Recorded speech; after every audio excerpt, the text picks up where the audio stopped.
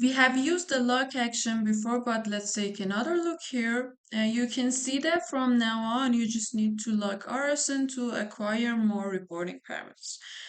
And you don't need to put the collateral anymore because we have locked the collateral when we were getting our first permit.